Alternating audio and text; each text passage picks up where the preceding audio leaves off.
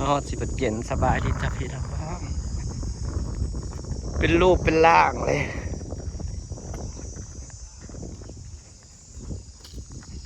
เฮือนหลังบักใหญ่ป้า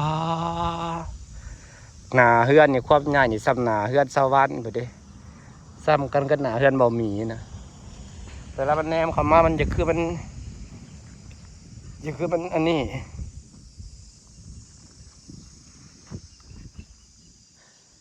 จะคือมันน้อยเฮือนทรงนี่บังไปบังมาจะคือมันน้อยพี่น้องที่จริงแล้วมันหลังบักใหญ่หนึ่งป้าบ้านหลังใหญ่จังเลยวิวก็สวยต้นไม้ก็เริ่มปลูกแล้วมันปลูกต้นอย่างนี้เราเต็มอย่างนี้ต่อไปในเครือพวกYouTube ทั้งหลายนี่สร้างกับเจ้าเห็ดขักเด้อเทคาดนะซาเบิ่งเทคาดกับเทคาดหนาผมเขาว่าประหยัดแสดงว่าสร้างเขาเห็ดมาตรฐานเนี่ยนะเศษซากก็ได้ห้องน้ำกับบักใหญ่นึง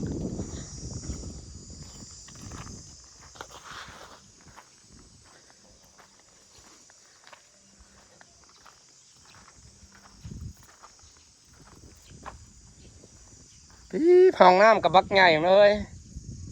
สมราคาแล้วเป็นน้อยเสากับเสาบักใหญ่ป้าแทงน้ำเธอจักแมตสูงได้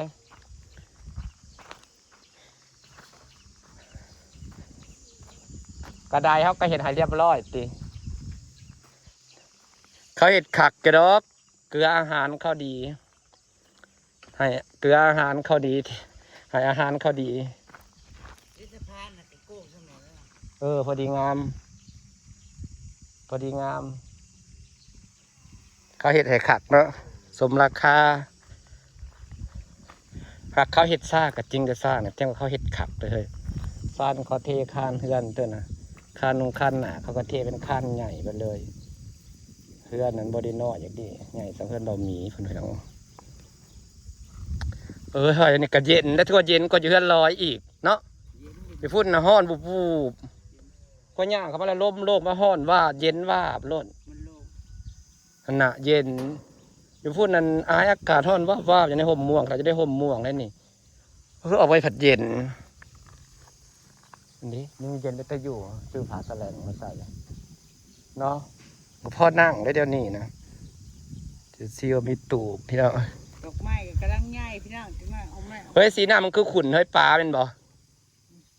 ปลาบุดกิดินปล่อยจากทงเฉพาะมันจังขุนมันเหล่นขี้ตม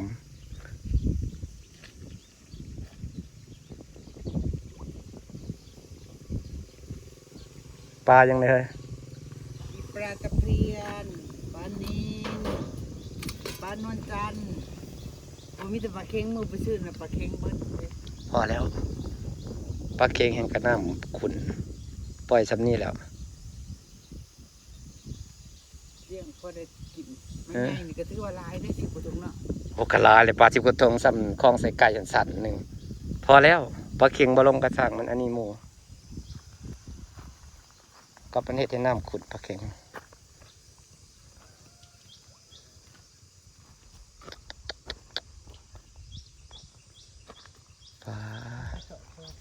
อีกฝนตกลงมาหนาฝนนี่ก็สีงามพี่น้องเพราะว่าเขาหญ้าเป็นอย่างมากก็สิมีแต่ต้นไม้มีแต่ธรรมศาสตร์ด้วยมีแต่พวกหมักปลูกพี่น้องเอ้ย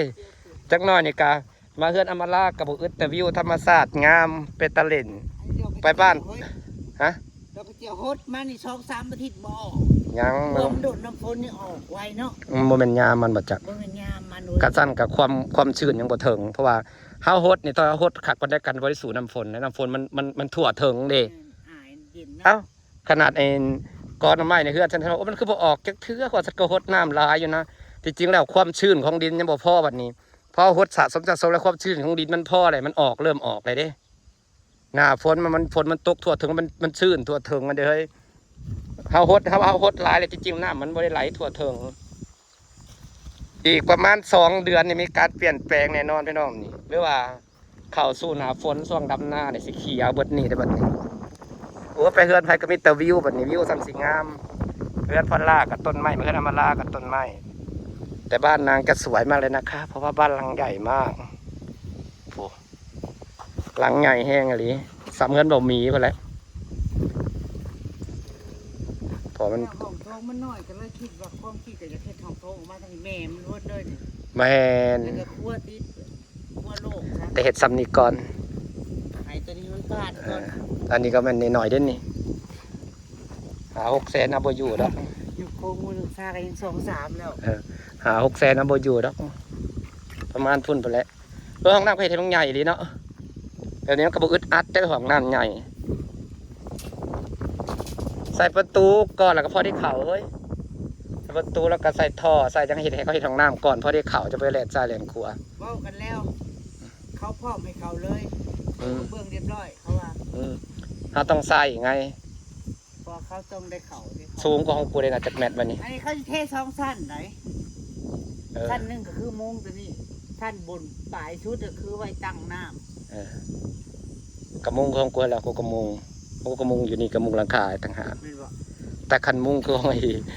ใครดอกมันกว้างบ่ได้น้อยก็ของอีกคำมันปูพื้นคอนกรีตแล้วมันฮ้อนมุงสังกะสีธรรมดานี่ก็ได้มุงเป็นหลังคา2 สเต็ปของฉันนะเฮ้ยเขาจะเห็ดเป็นหลังคาโมเดิร์นเพราะเขาเห็ดสูงเลยเนาะเสากับเสาบักใหญ่หากเข้าว่าสร้างเขาเห็ดโอเคเลยเฮ้ยเดี๋ยวว่าห้องน้ำเห็ดสูงๆไว้ก่อนรถ เนี่ยได้โบเคียงก็ถามนอกจากเขาพูดเรื่องนี้ ว่าห้องน้ำเห็ดสูงๆไว้ก่อนรถเพอเวลาน้ำเวลาลาดแล้วน้ำมันจังบ่อันนี้บ่ดันขึ้นคืนมันบ่ดันคืนนะเฮ้ย อันใดคือ อาบัดห้องน้ำในเลยซะก็ต่อท่อก็ขุดเจาะต่างหากเหรอก ลัวของนี่เซโต้ลูกนี่บอกว่าไรบุกมันไก่แท้แต่ห้องพูดต้องคุดอีกบ่อนึงพูด เขาว่าบ่ ทางหัวกูได้ไหวมันมาบ่ได้ดอกเพราะมันไก่ เขาก็มีระบบของเขาเฮือนมันสูงอยู่แล้วจะเป็นไงท่อใหญ่เป็นท่อใหญ่ไหลมา ห่วย เขาก็วางระบบได้แต่ว่าก็แล้วตามสร้างเลยเฮาบ่ฮู้ดอกสิพากันไปเฮือนดอกไม้เย็นเด้ออยู่นี่นะว่าตามชื่อเนาะเรือมันฮักกะเย็นมาบ่แล้วเพิ่งรู้สึกเย็นพุ่นน่ะเฮือนน่ะหลังบักใหญ่พี่น้องเฮือนมันหลังราคาแล้วมันจะคือเฮือนหลังเนาะที่จริงน่ะหน้าเฮือนน่ะซ้ำกับเฮือนสวรรค์ผู้ใดเฮาเบิ่งน่ะมันอาจจะคือหลังน้อยพอราคามันแหลมจอกขึ้นอ่ะนะ11 เมตรพุ่นน่ะเครื่องต่อเครื่องกันหนาเฮือนฉันหนาเฮือนฉันแค่6 เมตรหนึ่งปั๊บปะเพื่อนดอกไม้ก็ไปต้องไปเบิ่งสวนดอกไม้จากกสิเมือไปเบิ่งเพิ่นเกี่ยวเขาฝากบรรยากาศไว้เช่นนี้ก็ทำมาเบิ่งบ้านสวนสวยๆสวนเรือนสวรรค์ก็สิแล้วแหละผู้งามๆหนึ่ง